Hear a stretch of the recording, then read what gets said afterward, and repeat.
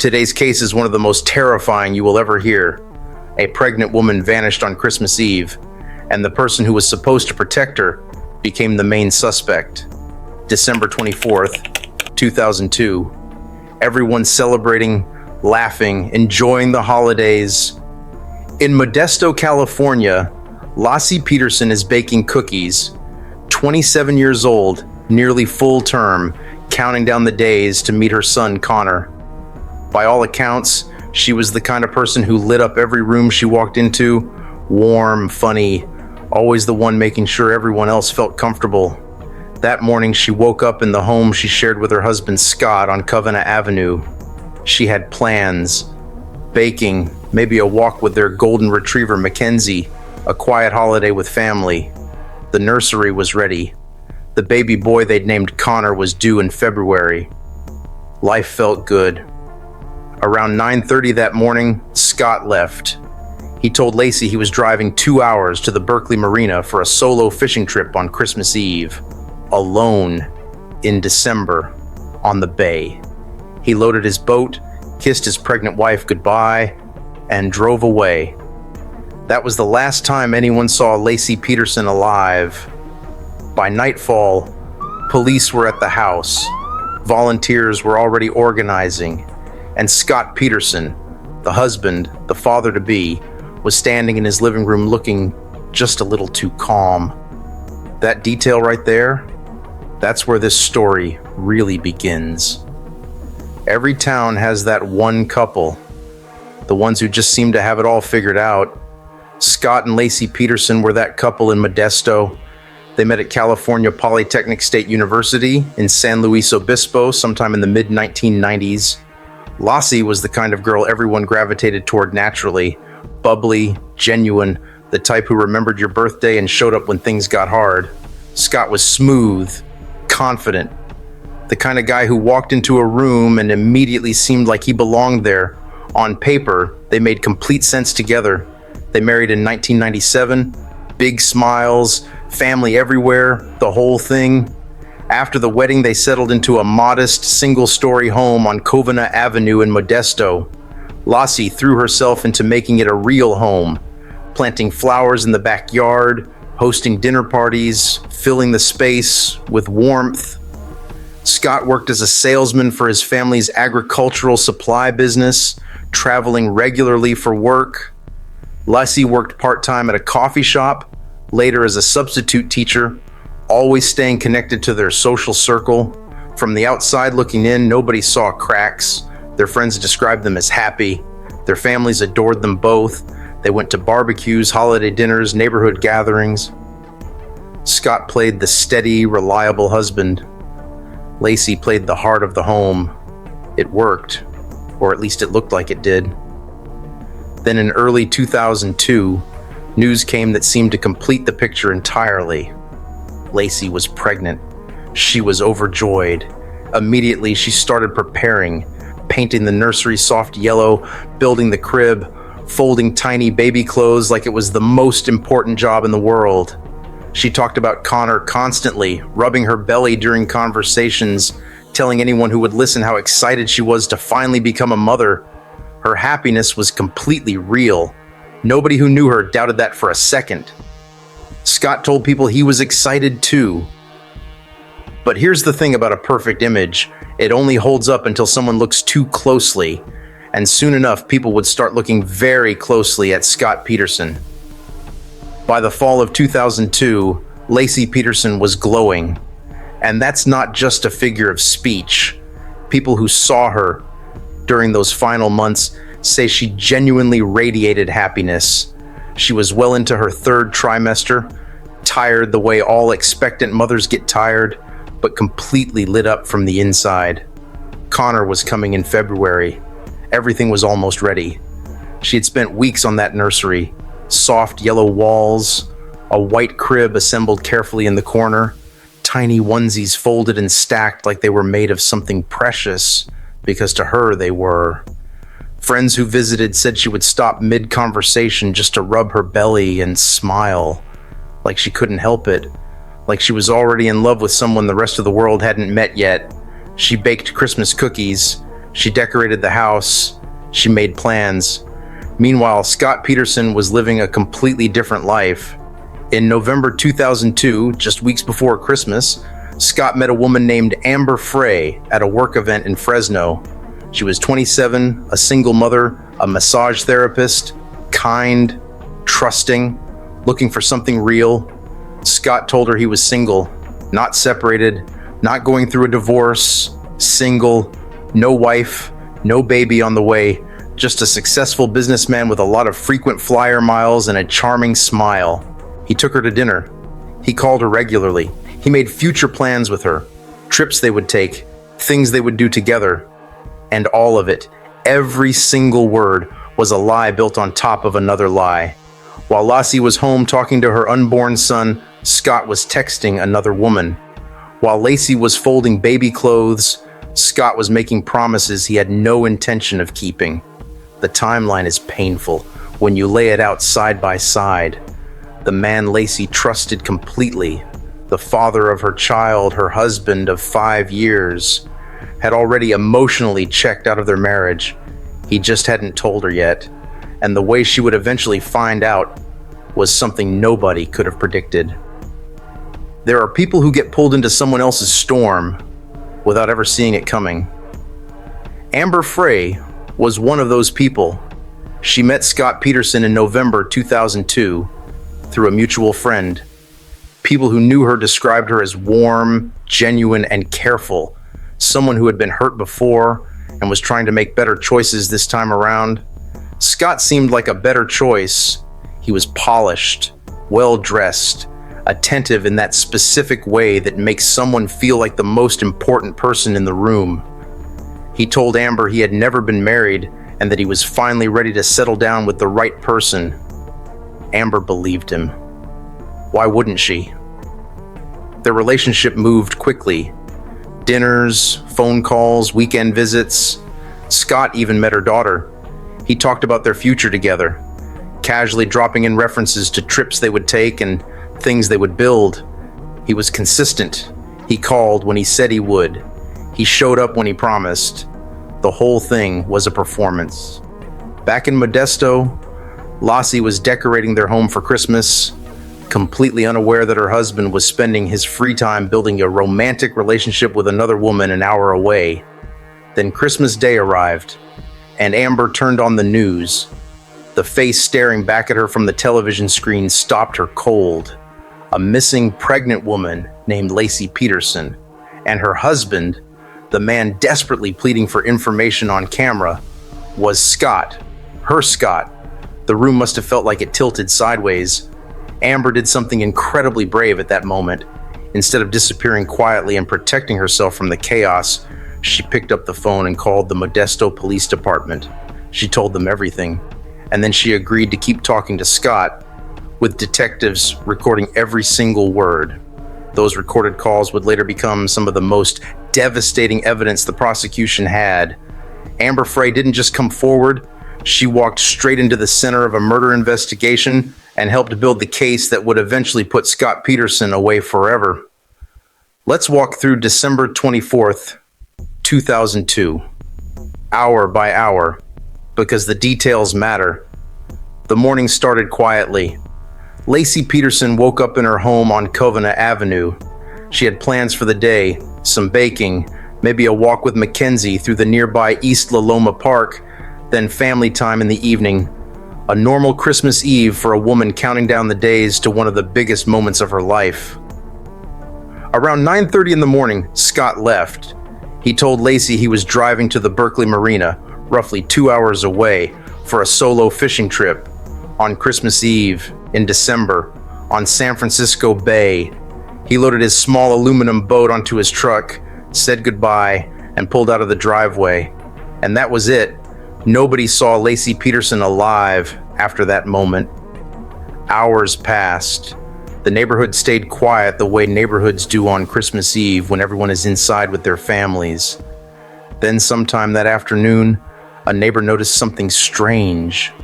Mackenzie, the Petersons' golden retriever, was wandering alone in the street, leash still attached. No Laci in sight. The neighbor returned the dog to the house. The front door was unlocked. Inside, everything looked untouched. Laci's purse sitting on the counter, her keys right next to it, her cell phone, her car still in the driveway. No note, no sign of struggle, no broken locks or overturned furniture, just an empty house and a dog that came home alone. Scott returned later that afternoon. He called Sharon Rocha, Laci's mother, sometime in the early evening. His exact words were something close to, "Is Laci with you? I can't find her." Casual. Almost too casual. Sharon felt her stomach drop immediately. She knew her daughter. Laci didn't wander off. Laci didn't go silent on Christmas Eve without telling a single person where she was going. Something was wrong. Something was very, very wrong. By nightfall, police were at the house. By midnight, the whole community knew. Laci Peterson was missing, and her husband had spent the day fishing alone with no witnesses. The clock was already running. Within 48 hours of Laci Peterson's disappearance, Modesto transformed. Thousands of people showed up. Neighbors, strangers, people who had never met Laci but saw her smiling, pregnant face on the news and felt something pull at them. They came with boots and flashlights and a determination that only comes from genuine collective grief. They walked through almond orchards. They searched riverbanks. They checked abandoned lots and drainage ditches in every quiet corner of that Central Valley town that might be hiding something. It was one of the largest volunteer search efforts California had ever seen. And right in the middle of it all stood Scott Peterson. He gave interviews, he stood in front of cameras and spoke about Laci in measured, careful sentences. He described her as a wonderful wife and an excited mother-to-be. He asked the public for help. He looked directly into lenses and said all the right words, but something was off. People noticed it almost immediately. While Sharon Rocha, Laci's mother, could barely hold herself together at press conferences, breaking down mid-sentence, gripping the podium like it was the only solid thing left in her world, Scott stood nearby looking composed, sometimes distracted. There were moments caught on camera where he almost smiled at the wrong time, where his eyes wandered when they should have been focused, where his body language simply didn't match the situation. Grief looks a certain way. Everyone in that room knew what it looked like, and what Scott was showing wasn't quite it. Behind the scenes, investigators were already building their focus around him. He refused to take a polygraph test, offering vague reasons that changed depending on who was asking. He continued daily routines that felt jarring for a man whose pregnant wife had vanished. He kept in contact with Amber Frey, recorded contact, though he didn't know that yet. By mid-January 2003, the search had quietly shifted. It was no longer just about finding a missing woman. Detectives were now treating this as a likely homicide, and the husband was their primary person of interest. The volunteers kept searching. The candles kept burning at vigils across Modesto. But inside the investigation, the net was already closing around Scott Peterson. He just didn't know how tight it would get. By January 2003, the Modesto Police Department was done pretending. Publicly, they maintained the search.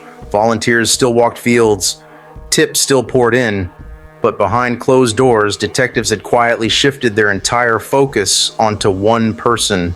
Scott Peterson wasn't just a grieving husband anymore. He was a suspect. And from that point forward, everything he did, everywhere he went, every phone call he made, investigators were watching. They pulled his phone records first. What they found was a pattern that told its own story. Calls to Amber Frey. Calls made while Laci was supposedly at home. Calls made on Christmas Eve. A timeline of communication that painted a very specific picture of a man juggling two lives simultaneously and not being nearly as careful about it as he thought. Then came the physical evidence. Detectives searched the Peterson home thoroughly. They found a receipt for the small aluminum fishing boat Scott had purchased just weeks before Christmas, a boat he had never mentioned to friends or family, a boat nobody seemed to know existed until he suddenly used it on the exact day his wife disappeared. He had also never taken it out before that morning. His first and only fishing trip in that boat happened to be on December 24th. That detail sat uncomfortably with investigators. They also examined his warehouse. a storage unit connected to his fertilizer business. Inside, they found evidence that Scott had been researching the tides and currents of San Francisco Bay in the weeks leading up to Christmas. Not casual curiosity, specific, detailed research about how bodies move in water. Meanwhile, Scott kept making mistakes. He gave multiple versions of what he was doing that morning with subtle but important differences each time. The kind of differences that only show up when someone is reconstructing a story from memory rather than telling the truth. Investigators cataloged every inconsistency carefully, building a wall of contradictions around him brick by brick. Amber Frey's recorded calls kept coming in too. Scott didn't know he was being taped. He kept lying to her, spinning elaborate stories, even claiming at one point that Laci had died before her body had even been found. Think about that for a second. He told his girlfriend his wife was dead before anyone publicly knew she was gone. The walls were closing in. Scott Peterson could feel it, even if he couldn't see it yet. 4 months. That's how long Laci Peterson's family held on to hope. 4 months of searches, vigils, prayer circles, and sleepless nights. 4 months of Sharon Rocha waking up every morning and choosing to believe her daughter was still out there somewhere, still alive, still coming home. Then April came. On April 13th, 2003, a woman walking along the San Francisco Bay shoreline in Richmond, California, noticed something on the rocks by the water. It was the remains of a male infant, small, fragile, partially wrapped in what appeared to be plastic. Investigators responded immediately. The baby was identified as Connor Peterson, Laci's unborn son, just weeks away from being born when his mother disappeared. 1 day later, on April 14th, a second set of remains washed ashore at Point Isabel Regional Shoreline, less than a mile away. A headless, limbless female torso. The identification took a few days, but everyone already knew it was Laci.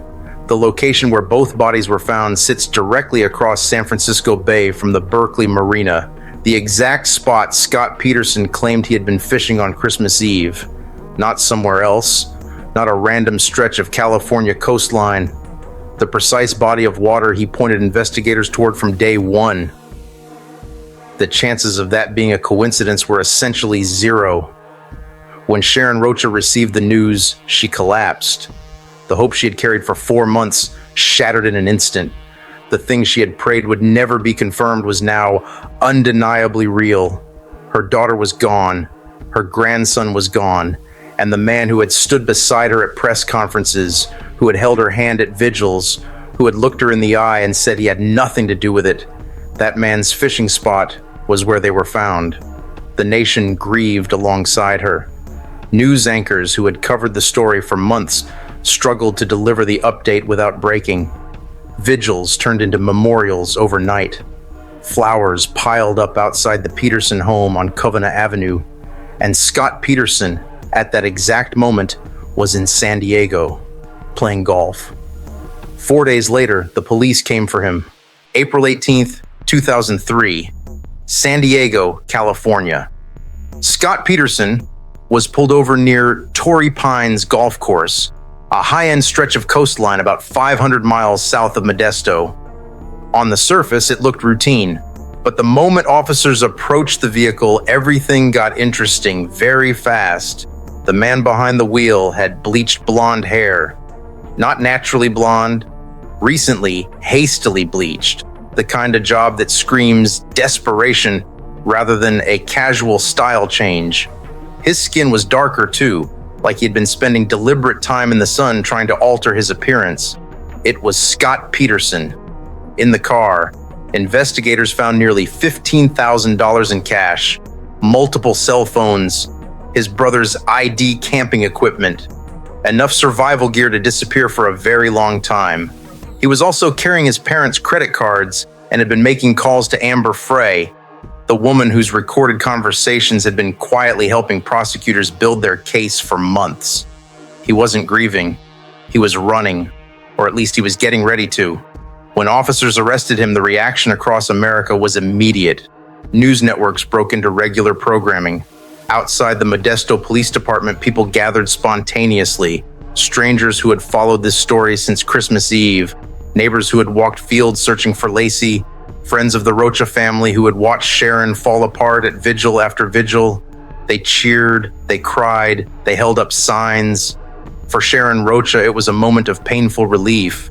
The man she had stood beside at vigils, the man who had hugged her and told her he wanted Laci home just as desperately as she did, the man who had sat across from her at family dinners for years, that man was now in handcuffs. Scott was charged with 2 counts of murder, first degree for Laci and second degree for Connor. He was transported back to Modesto, then later moved to a facility in the Bay Area as pre-trial proceedings began. The case that had gripped the nation for 4 months was now heading toward a courtroom, and Scott Peterson was finally going to have to answer for what he did.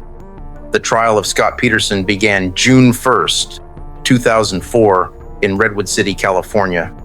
It had been moved from Modesto because finding an impartial jury in the town where Laci disappeared was considered virtually impossible. Nearly everyone there had an opinion already. Most of them had walked fields looking for her. The nation tuned in like it was must-see television. Court TV carried it live. News anchors set up permanent positions outside the courthouse. Legal analysts debated evidence every single evening. People took sides the way they do with these cases, passionately, personally, as if they knew Scott and Laci themselves. The Peterson trial became one of the most watched criminal proceedings in American history, sitting comfortably alongside O.J. Simpson in the public consciousness. The prosecution's case rested on several pillars. First, there was the location. Laci and Connor had washed ashore directly across the bay from Scott's claimed fishing spot. The odds of that happening randomly were, according to experts, essentially impossible. Second came the boat, purchased secretly weeks before Christmas, taken out for the very first time on the day his wife vanished, never used again. Third were the phone records showing his ongoing relationship with Amber Frey and the elaborate lies he told to maintain it. Fourth were the tide and current research materials found in his possession, suggesting he had studied exactly how things move through San Francisco Bay. Then Amber Frey took the stand. The courtroom went completely still. She walked jurors through their relationship methodically and painfully. She played the recorded phone calls, hours of Scott's voice spinning lies, making promises, describing a future with her that he was simultaneously destroying. At one point during those recordings, Scott told Amber he was in Paris watching New Year's celebrations along the Seine River. He was actually standing at a candlelight vigil in Modesto for his missing wife, crying on camera for the public while whispering lies into a phone. The defense, led by attorney Mark Geragos, argued the evidence was circumstantial. No murder weapon, no crime scene, no direct witnesses. He pointed fingers at other possible suspects and suggested Laci had been targeted by a satanic cult in the neighborhood. The jury wasn't buying it. After weeks of testimony, the case moved toward closing arguments, and Scott Peterson's fate moved closer to being decided. November 12th, 2004, Redwood City, California. The jury had been deliberating for 7 days. 7 days of reviewing hundreds of pieces of evidence, replaying Amber Frey's recorded phone calls, studying tide charts and maps of San Francisco Bay, and weighing a case built entirely on circumstantial evidence, but packed with a damning, suffocating amount of it. When word came that a verdict had been reached, the courthouse exploded into controlled chaos. News trucks that had been parked outside for months suddenly lit up. Anchors straightened their ties and shuffled their papers. People who had been following the case since Christmas Eve 2002, nearly 2 full years, dropped everything and found a screen. Outside the courthouse, a crowd gathered quickly, strangers standing shoulder to shoulder, waiting for the moment they had all been anticipating. Inside the courtroom, Scott Peterson sat at the defense table, the same composed, unreadable expression he had worn through most of the trial. His attorney, Mark Geragos, sat beside him. The jury filed in. The 4-person stood. Guilty. First-degree murder of Laci Peterson. Then the second count was read. Guilty. Second-degree murder of Connor Peterson. The crowd outside the courthouse erupted. People screamed, sobbed, embraced complete strangers. Some held photos of Laci. Some had driven hours just to be there for that moment.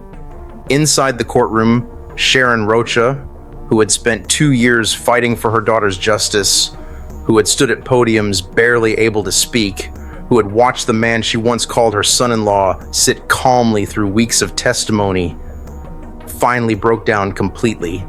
It was over. Scott showed almost no visible reaction when the verdict was read, a slight tightening of the jaw, nothing more.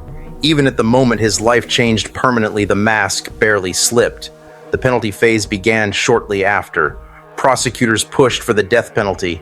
The same jury that convicted him deliberated again. On December 13th, 2004, they recommended death. On March 16th, 2005, a judge formally sentenced Scott Peterson to death by lethal injection at San Quentin State Prison. He was taken away in handcuffs. Laci's family finally exhaled, but the story wasn't quite finished yet. Most people assumed the Scott Peterson story ended in that Redwood City courtroom in 2005. It didn't. For 15 years, Scott Peterson sat on death row at San Quentin State Prison. He maintained his innocence consistently and loudly. His family never stopped believing him, or at least never stopped saying they did. His legal team filed appeal after appeal, arguing everything from juror misconduct to prosecutorial errors to newly discovered evidence. Most of those appeals went nowhere. Then in 2020, something shifted. The California Supreme Court reviewed his case and made a significant ruling. They determined that the jury selection process during his original trial had been flawed. Specifically, several potential jurors had been dismissed improperly.